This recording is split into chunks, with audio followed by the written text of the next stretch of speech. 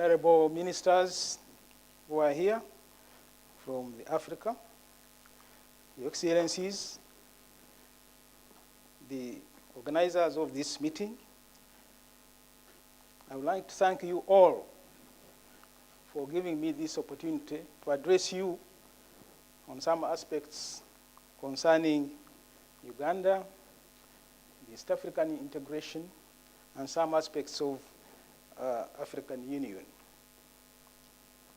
Uganda is a small country. The total area is 241,284 square kilometers. And of this, 44,000 square kilometers is covered with water.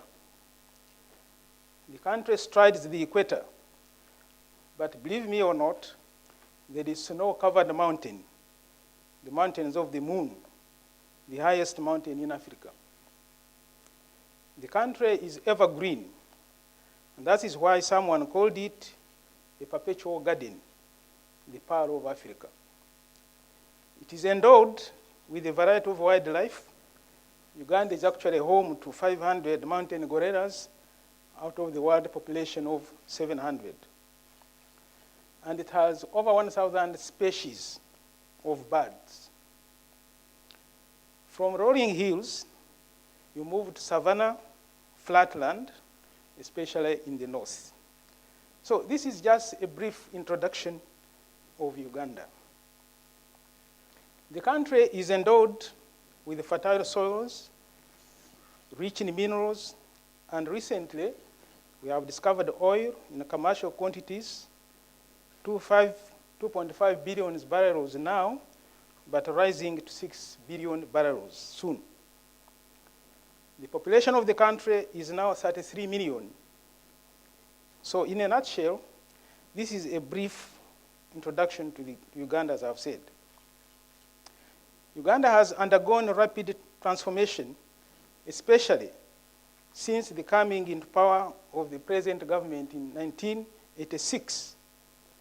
Actually, the ruling National Resistance Movement Party has continually been elected to power every 5 years in a free and fair multi-party elections. To highlight some of the achievements the government has put in place, sound macroeconomic policies, resulting in an average growth of 7% of GDP over past decades. Inflation has been in single digits. In fact, on 29th June, let's quote an example, 2011, the International Monetary Fund hailed Uganda for maintaining macroeconomic stability and alleviating constraints to growth. The fund endorsed Uganda's policy support instrument. A successful policy support instrument, as you know, is important for, among other things, attracting foreign investment. As a result, Uganda is among 10 investment destinations in Africa, according to Africa Business Confidence Index report. FDI is estimated to be $1.5 billion this year, mainly because of oil. The economy is private sector driven. Our currency, the shilling, is fully convertible. An investor can repatriate 100% of the profit.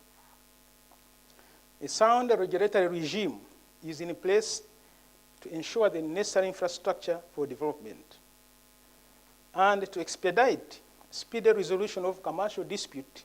As you know, this is important for business. Commercial division of High Court has been set up. The country now enjoys political stability on a continent which often has seen a lot of conflicts.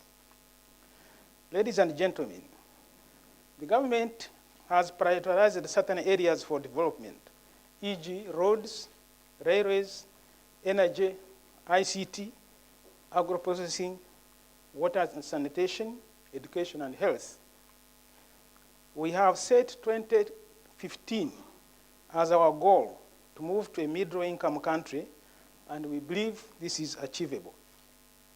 For instance, in the energy sector, we have moved from a paltry 60 megawatts of electricity for the whole country in 1962. You can imagine.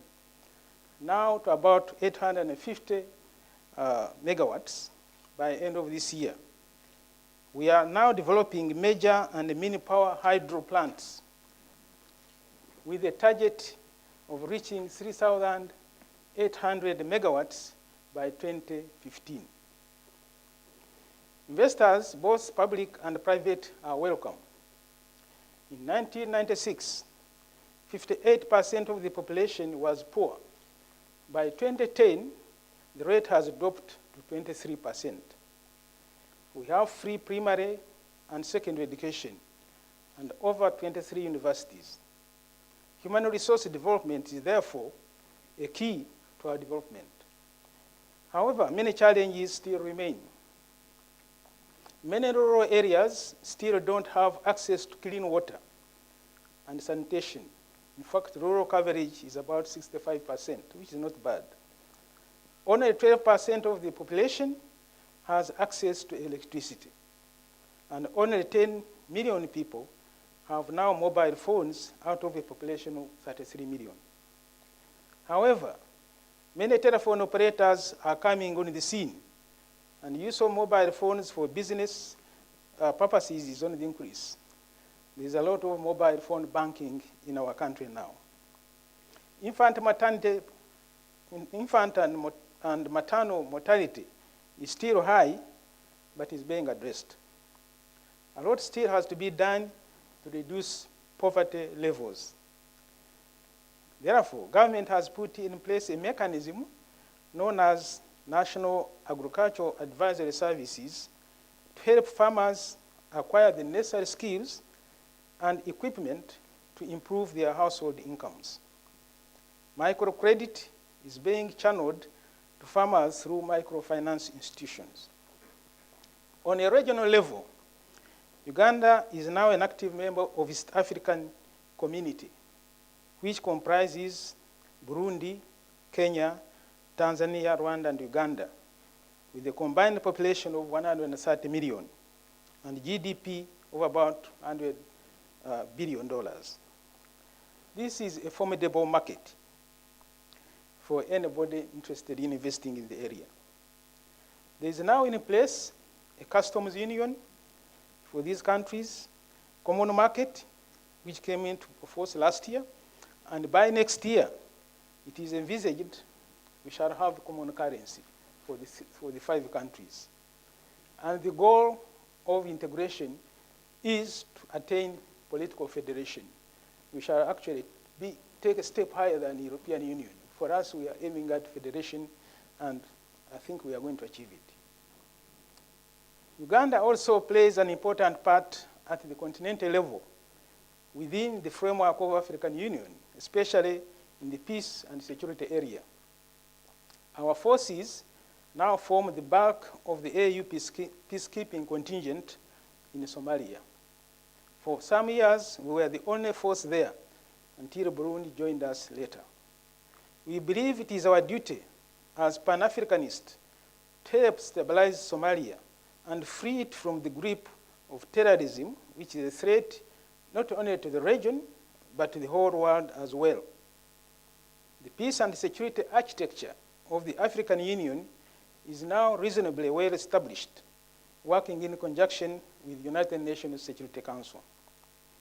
Long before United Nations embraced the principle now known as responsibility to protect in the cases of genocide, crimes against humanity, and ethnic cleansing, African Union had already provided in its constitutive act that principle.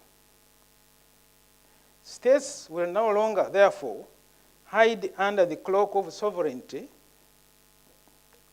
to cover up these crimes I've mentioned. So Africa is actually a pioneer in this field. The African Union has also established what they call a peer review mechanism to improve governance. States voluntarily submit themselves to be reviewed on their governance record. The United Nations Human Rights Council has now embraced this mechanism of universal review of human rights practices. Uganda has been, of late, 2009-10, a member of the United Nations Security Council. We just left it last year. And also a member of Peace and Security Council of the African Union. So we have been playing active role in peace and stability on the continent and the whole world. Currently, we are members of the United Nations Human Rights Council. Our international credentials are therefore impeccable. Lastly, to quote Financial Times of Monday, 2nd May 2011, and I quote, "International companies from Europe, the USA, Asia, and now Latin America have been avidly looking to increase their profile in key African nations such as Kenya, Rwanda, Uganda, and Zambia in the aftermath of the financial crisis," end of quote. Come, therefore, and be part of this global movement by investing in Uganda. I thank you.